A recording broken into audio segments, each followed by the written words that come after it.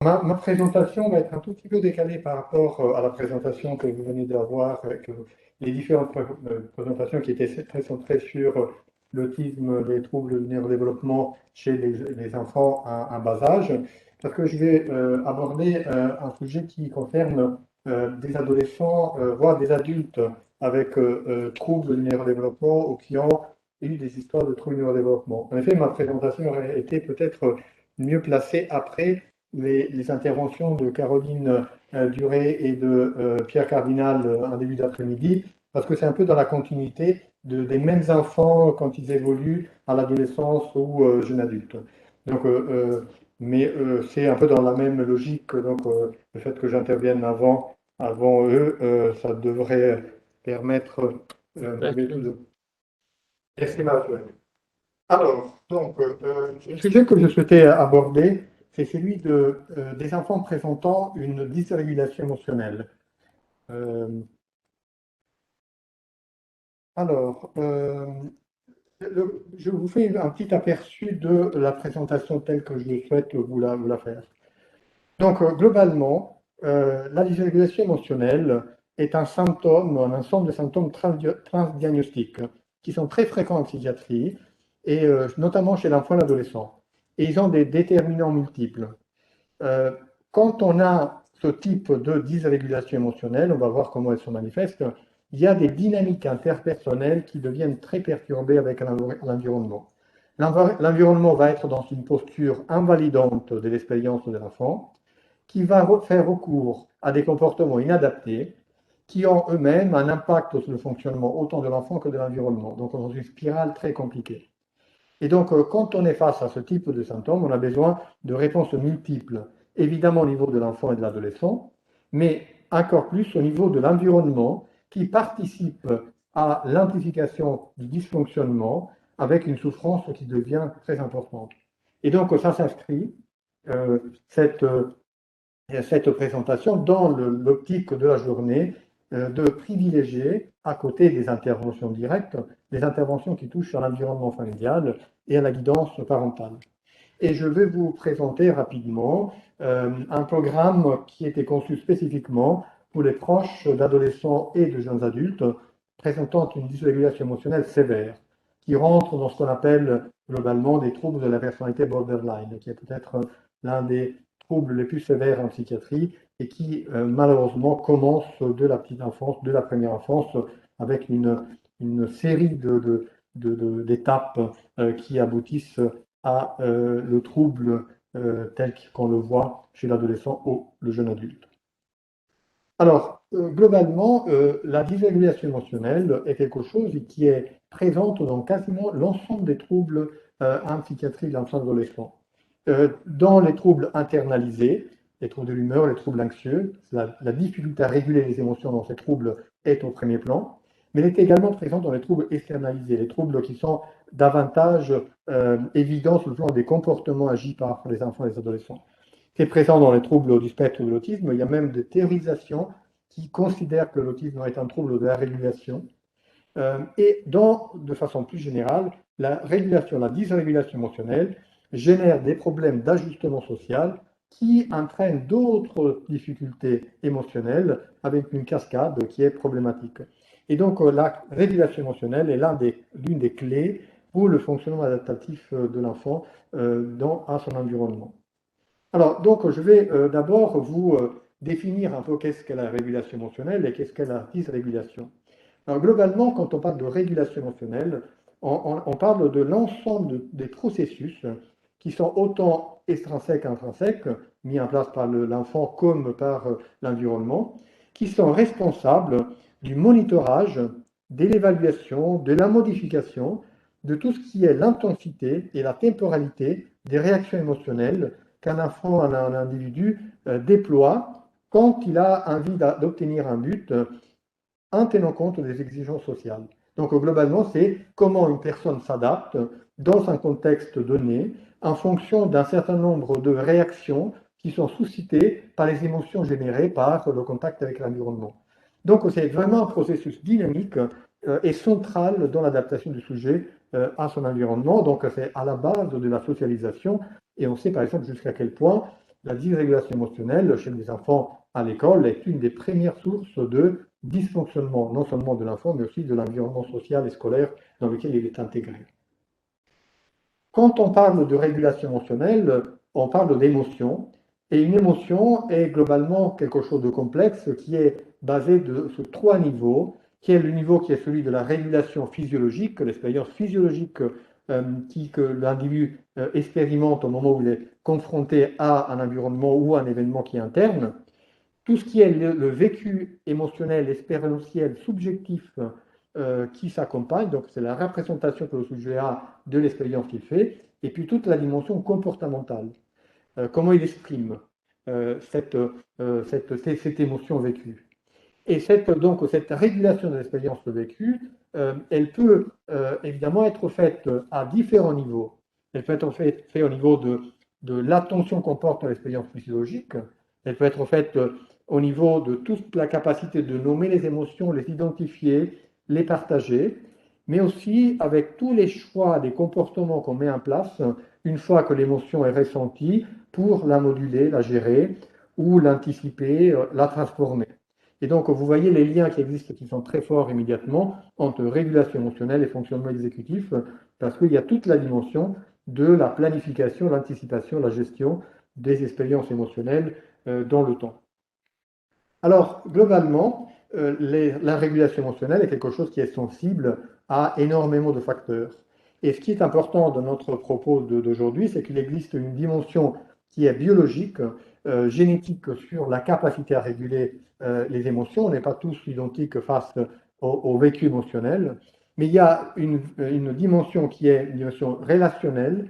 C'est comment on apprend à identifier les émotions, à les moduler, à les partager, à échanger autour, et donc la valeur que les émotions ont dans un certain contexte social et culturel, et toute la dimension expérientielle, l'expérience qu'on fait des émotions et comment cette expérience est partagée avec l'environnement.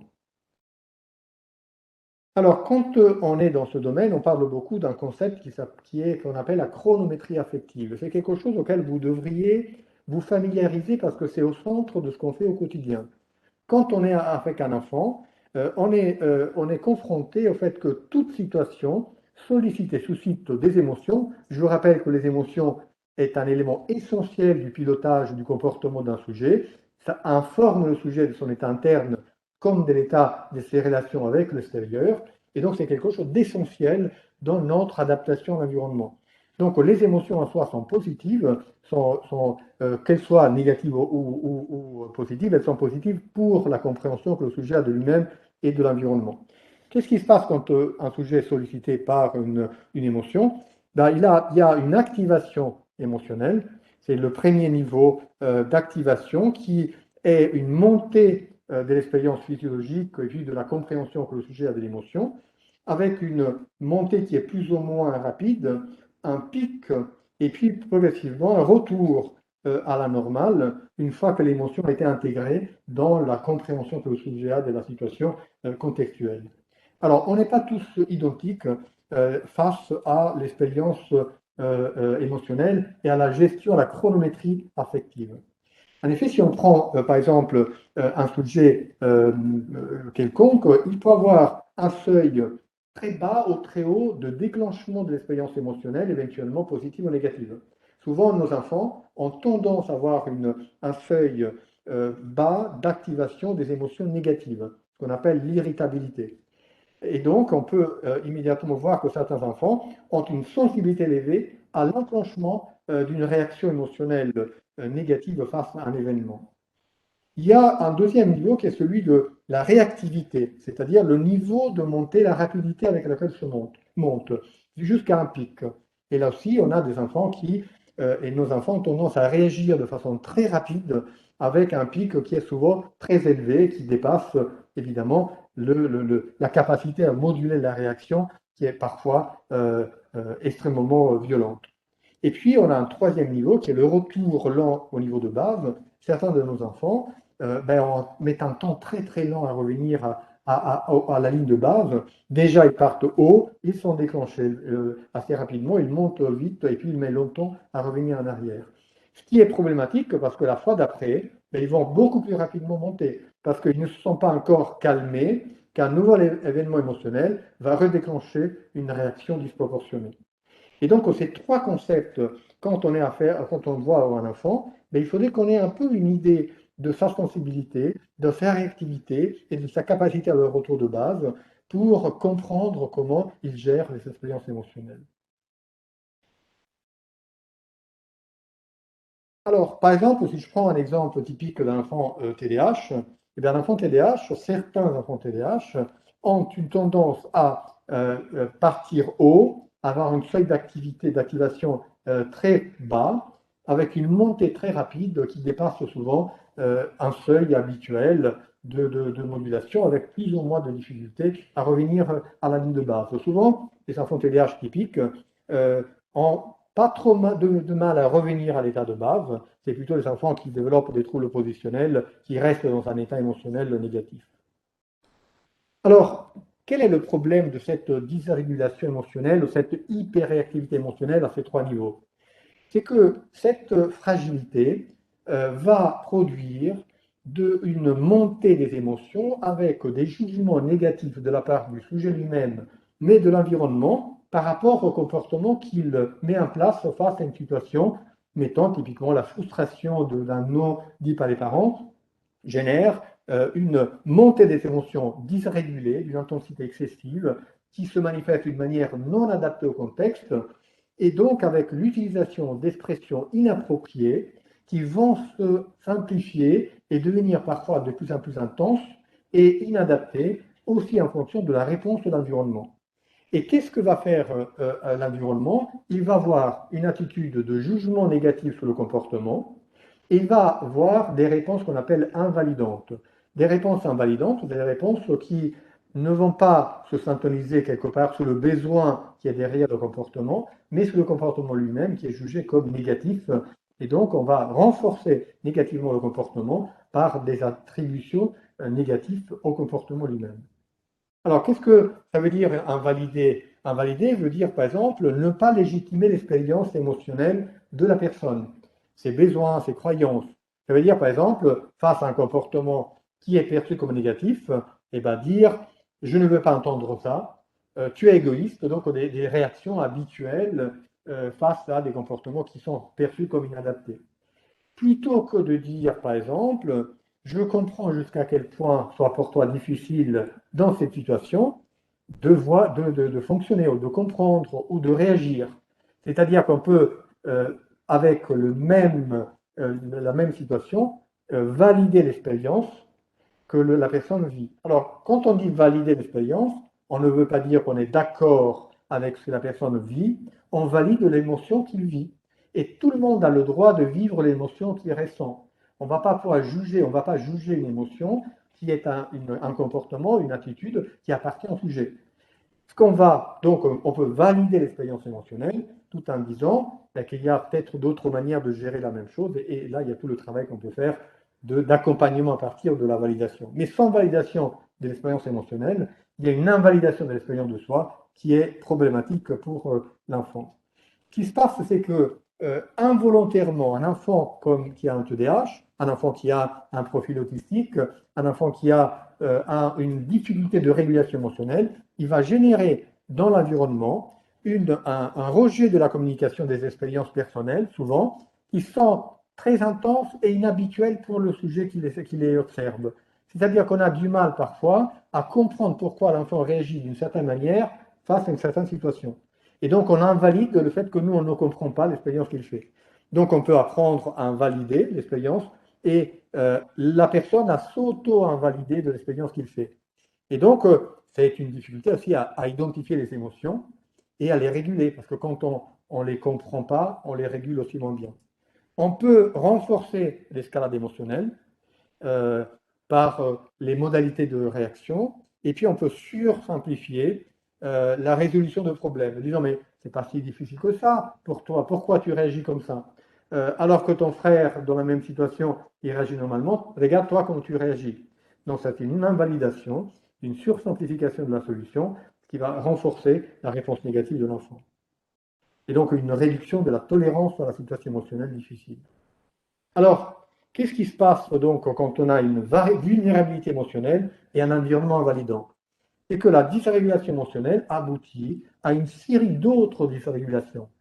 La dysrégulation du comportement, les comportements qui peuvent aller jusqu'à l'auto-agressivité, les automutilations chez les adolescents. Ça peut aller jusqu'à la dysrégulation personnelle, une instabilité de l'expérience de soi. Ça peut aller vers une dysrégulation interpersonnelle parce que ça génère des conflits en permanence et parfois une dysrégulation cognitive avec une capacité, une perte de capacité de se focaliser, une perte de capacité attentionnelle, mais dans certaines situations, chez les adolescents, même jusqu'à une sensitivité qui peut être perçue comme une sorte de paranoïa, d'hypersensitivité relationnelle problématique. Quand vous voyez ces symptômes de dysrégulation, eh ben, c'est les symptômes qui vont, avec le temps, se focaliser, se concrétiser dans ce qu'on appelle le trouble de la personnalité borderline.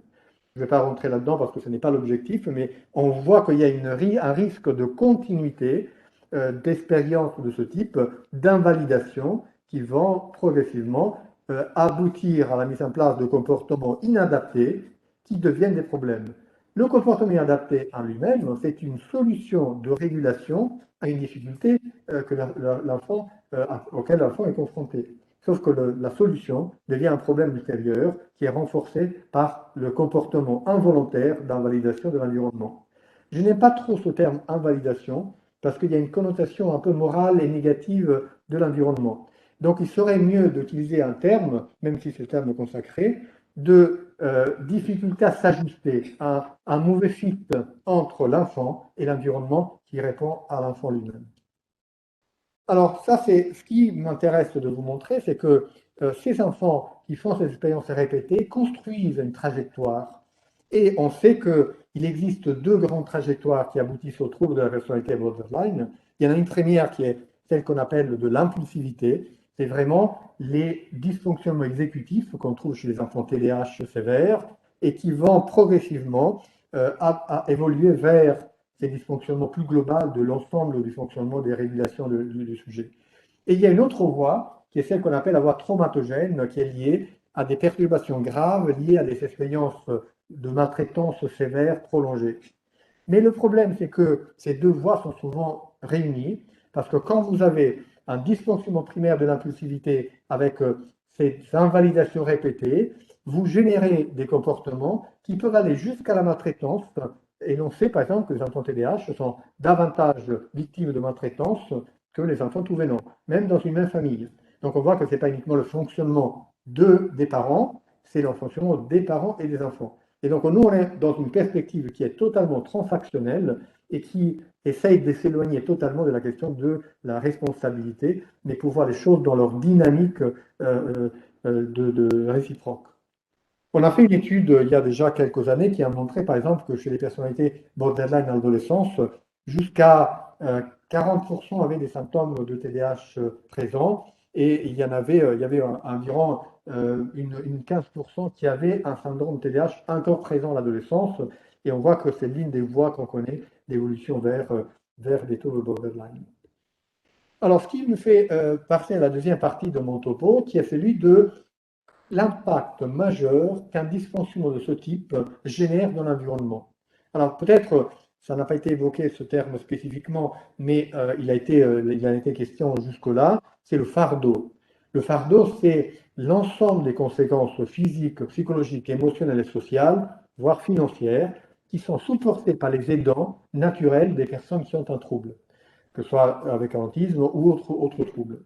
C'est d'un côté la composante objective, tout ce que la personne doit faire pour l'autre, mais également tout ce qui est subjectif, toute la responsabilité, le sentiment de responsabilité, attention à faire la différence, hein, les conséquences psychologiques, la douleur de voir son proche aller mal, et imaginez-vous, là je me mets dans la perspective d'adolescent borderline, où tous les jours il y a un risque de mort imminent avec des automutilations, des passages suicidaires, des consommations de toxiques qui mettent la personne, les proches, dans un état épouvantable de souffrance.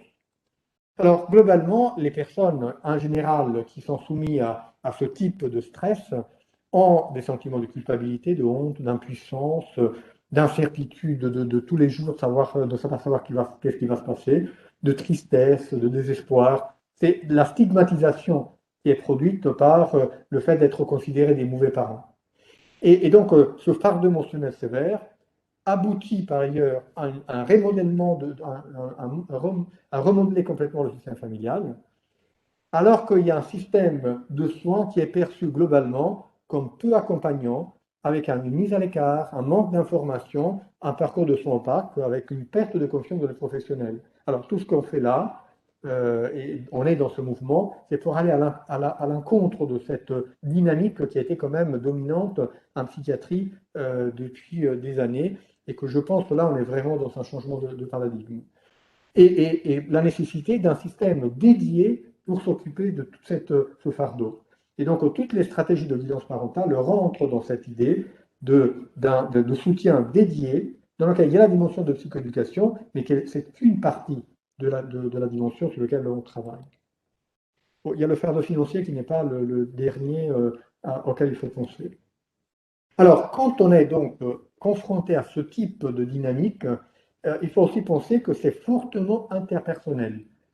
Et alors, en particulier, quand on va vers cette dimension de trouble de la personnalité, ce qui n'est pas le cas de tous les enfants TDAH, ou tous les enfants autistes quand ils évoluent, mais il y a toujours une dimension interpersonnelle majeure, mais dans le cas spécifique de trouble de la personnalité borderline, cette dimension relationnelle est au premier plan, parce que c'est un trouble réellement de la dynamique relationnelle entre la personne et l'environnement.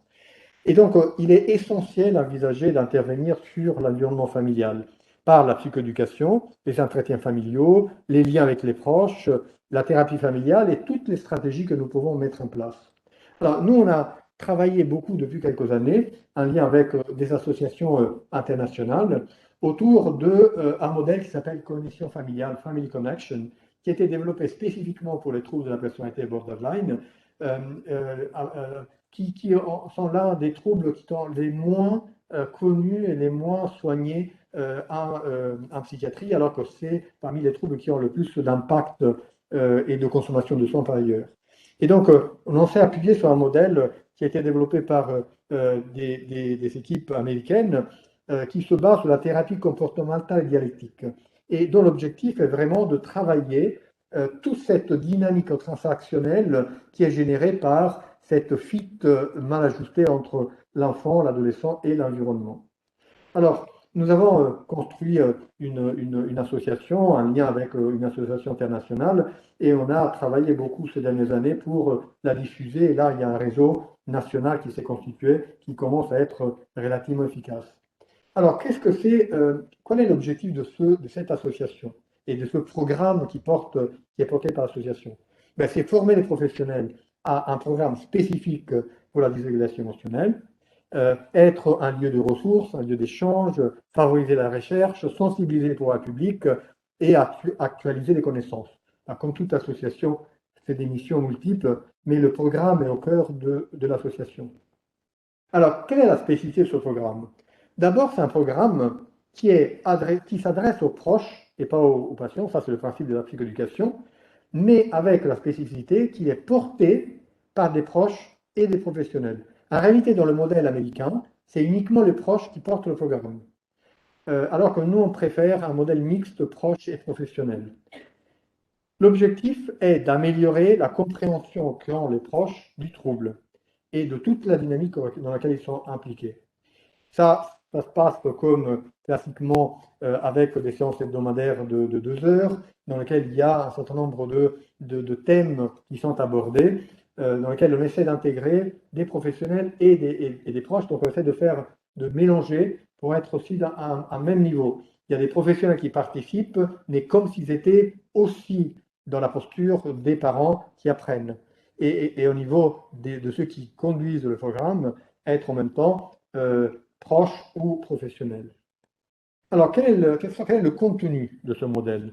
D'abord, il y a une psychoéducation importante sur le trouble et sur le fonctionnement familial en tant que tel, et sur la dynamique transactionnelle négative, cette boucle d'invalidation qui est en permanence en train de se multiplier.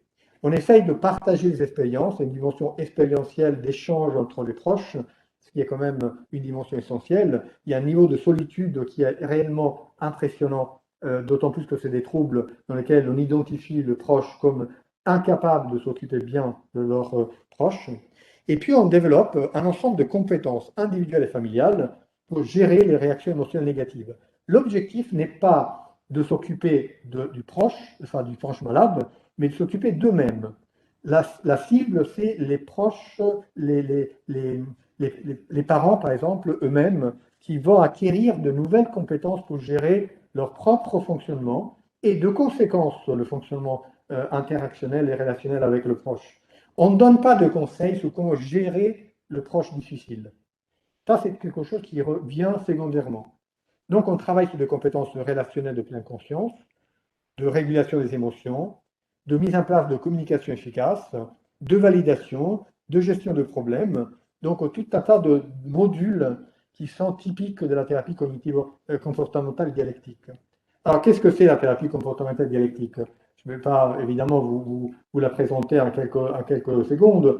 C'est globalement des thérapies qui sont de type cognitive et comportementale, davantage d'ailleurs comportementale que cognitive, qui sont spécifiquement dévouées à l'apprentissage de la régulation des émotions, avec toute une dimension d'exercice pratique, de mise en situation, pour essayer d'augmenter la tolérance à la détresse, qui est l'un des moteurs du comportement inadapté. Plus l'émotion monte, plus le comportement devient inadapté. Donc on travaille sur la régulation de l'émotion pour faire en sorte que la réponse comportementale soit plus ajustée. Ce qui permet également de maintenir une ouverture d'esprit, c'est-à-dire que si l'émotion est trop élevée, la perspective du parent, du proche commence à se réduire et devient trop étroite, on perd la perspective alternative qui pourrait faciliter la résolution de la situation. Et puis on travaille beaucoup sur des stratégies de relaxation et d'acceptation. C'est l'un des deux pôles du travail en TCD, c'est l'acceptation, condition du changement. Si vous n'acceptez pas la situation, vous ne pouvez pas la changer. Et ça vient des théories zen et de la méditation et des théorisations qui viennent des philosophies orientales. Et donc c'est pour ça qu'on utilise la dialectique d'un côté et la pleine conscience de l'autre. Alors, le point, c'est essayer de reconnaître qu'il existe plusieurs points de vue sur une même situation. Ça semble facile à dire comme ça, mais plus l'émotion monte, plus la capacité à voir des perspectives alternatives baisse complètement et on rentre dans un fonctionnement souvent qu'on appelle téléologique, qui vise une finalité unique, ou de penser à l'équivalent psychique. Ce que je pense est forcément ce que pense l'autre, et ce qui empêche toute modulation du comportement de l'autre. Donc, il y a vraiment un équilibre entre ces deux pôles. Alors, je ne vais pas rentrer dans les détails des séances. Évidemment, ça prendrait trop de temps. Juste pour dire qu'il y a un premier module, deux premiers modules qui sont vraiment centrés sur la psychoéducation. On commence, comme toujours, de quelque chose qui est plus émotionnellement neutre, comme des informations importantes, avant d'approcher quelque chose qui est plus intime. Et on explique la théorie biopsychosociale et le fonctionnement transactionnel qui est à l'origine des difficultés, avec une insistance importante sur l'importance du bien-être familial.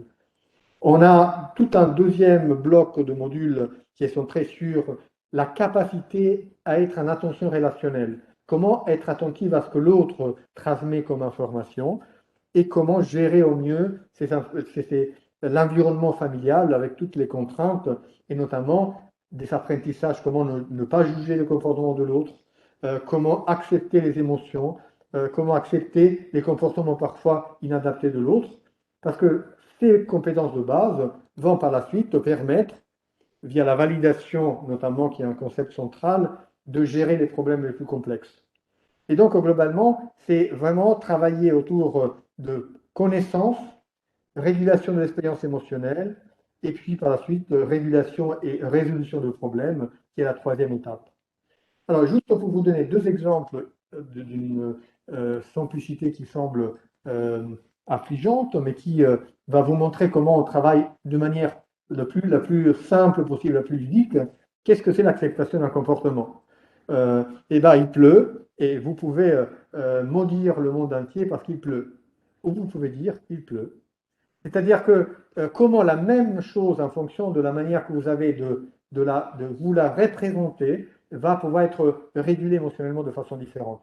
Ça nécessite évidemment la méditation, la prise de conscience, l'acceptation. Donc c'est tout un tas de choses sur lesquelles on fait l'expérience avec les familles en situation, et puis on leur demande aussi de le faire et de le continuer à faire à l'extérieur pour réguler l'expérience. Et un autre deuxième concept, rapidement pour vous le montrer, qu'est-ce que c'est la validation? Je vous montre une petite vidéo de quelques secondes. Je ne sais pas si l'audio va fonctionner. Et en tout cas, regardez un peu, il y a des sous-titres. Si il y a l'audio, ça serait bien. Et si ça fonctionne. Donc, c'est une petite vignette, c'est un film. Regardez l'expérience que fait la jeune femme qui parle et essayez de vous mettre à la place de cette jeune femme qui parle et voyez un peu comment votre émotion va monter. Jusqu'à un certain point, on va monter beaucoup et puis elle va redescendre. Et vous allez essayer de voir pourquoi l'émotion redescend. It's just, there's all this pressure, you know? And sometimes it feels like it's right up on me. And I can just feel it, like literally feel it in my head. And it's relentless. And I don't know if it's going to stop. I mean, that's the thing that scares me most, is that I don't know if it's ever going to stop. Yeah. Well, you do have a nail in the head. It is not about the nail. Are you sure? Because, I mean, I'll bet if we got that out of there. Stop trying to fix it. No, I'm not trying to fix it. I'm just pointing out that maybe the nail is causing. You always do this. You always try to fix things when what I really need is for you to just listen. See, I don't think that is what you need. I think what you need is to get the nail See, you're out. not listening now. Okay, fine. I will listen. Fine. It's just, sometimes it's like there's this achy, I don't know what it is. And I'm not sleeping very well at all. And all my sweaters are snagged. I mean, all of them. That sounds really hard. It is. Thank you. Ow! Come on, if you would just. Don't. Vous voyez, tant que l'autre essaye de fixer le problème, de trouver une solution émotionnelle, ça monte, l'émotion monte, c'est insupportable. Quand à un moment il accepte, je t'écoute, j'entends ce que tu me dis, il y a immédiatement l'émotion qui descend. Après, bon, ça recommence parce que c'est tout le temps comme ça. Mais pour quelques instants, le niveau émotionnel étant régulé, elle est peut-être sensible à quelque chose qu'on pourra lui dire. Et c'est ce qui se passe avec les familles qu'on rencontre. Si on dit la bonne chose au mauvais moment, c'est vécu comme une agression. Si par contre on arrive d'abord à créer les conditions émotionnelles de régulation, par la suite, ce qu'on pourrait éventuellement proposer va pouvoir être intégré et utilisé. Alors, nous avons actuellement environ rencontré un peu plus de 400 personnes qui ont participé à ces groupes en France. On a environ 35 animateurs qui sont engagés au quotidien, dont 3/4 c'est des proches d'un professionnel. Et on est en train de faire une série d'études, dont je ne vais pas vous donner les résultats formels là, mais on voit qu'il y a une meilleure compréhension des troubles, une meilleure gestion des problèmes, une amélioration du mal-être des participants qui sont moins tristes, moins fardeaux, se sentent moins impuissants, un sentiment de solitude qui se réduit, donc une réduction de l'invalidation que la personne fait à son proche, avec une amélioration indirecte du fonctionnement du proche malade. Et donc ça, c'est indirect, ce qui est quand même essentiel, parce que ce n'est pas l'objectif du programme. L'objectif du programme, c'est du bien-être du proche, de la personne elle-même qui s'occupe du proche. Donc juste, je peux vous donner quelques phrases. Je me suis senti abandonné pendant des années. Si je me suis rendu compte jusqu'à quel point j'étais dans le forcing relationnel, donc on voit qu'il y a quelque chose qu'on apprend de la manière à être avec l'autre. Évidemment, ce n'est pas quelque chose qui est si simple, et ce n'est pas uniquement de la psychoéducation, et ça va être ma conclusion dans quelques instants. Et un point qui me semble important dans la ligne de ce qu'a dit aussi Marie-Joëlle tout à l'heure. Quel est l'avantage que ce soit co-animé ou que ce soit des proches qui portent ces formations? C'est parce qu'il y a d'abord, il n'y a pas de jugement quand c'est quelqu'un qui a fait la même expérience. Nous, en tant que professionnels, on n'a pas le même niveau d'expérience de la souffrance que ces personnes vivent. C'est beaucoup plus crédible quand les exemples et les expériences et les techniques mises en place passent par d'autres parents qui ont fait l'expérience. Et puis, ça permet de se recentrer sur soi, avec moins de culpabilité, qui est un facteur quand même énormément qui crée vraiment un handicap pour ces personnes, parce que ça entrave leur bien-être et leur capacité aussi de se mobiliser. Donc le fait que ce soit animé par des proches est une clé vraiment importante.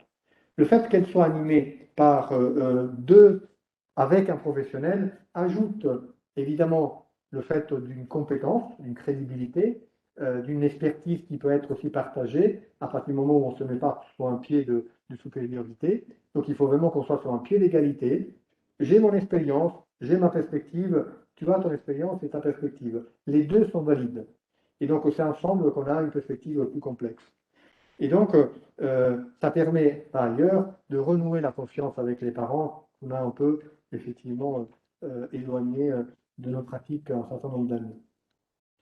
Donc, pour terminer, c'était un exemple pour montrer comment la régulation émotionnelle joue vraiment une place majeure dans le fonctionnement d'un certain nombre d'enfants auxquels on est confronté. Et que cette dysrégulation enclenche une série de cascades qui peuvent aboutir à des pathologies extrêmement lourdes, même si évidemment il y a plein de composantes qui peuvent participer à l'évolution et à la création, on pourrait dire, d'un trouble sévère de la personnalité.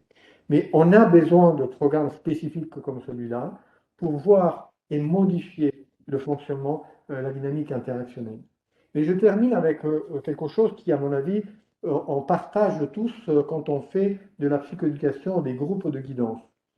Il y a une dimension de psychoéducation. On apprend des choses, on enseigne des compétences. Mais ça n'est pas seulement des compétences, on fait une expérience partagée et on fait faire une expérience directe, que ce soit avec l'enfant ou avec d'autres proches, d'autres personnes, de ces techniques. Donc, c'est une dimension expérientielle. Donc, il y a un changement dans la perspective, donc dans les représentations qu'on a sur soi-même et sur l'autre. On voit l'autre différemment.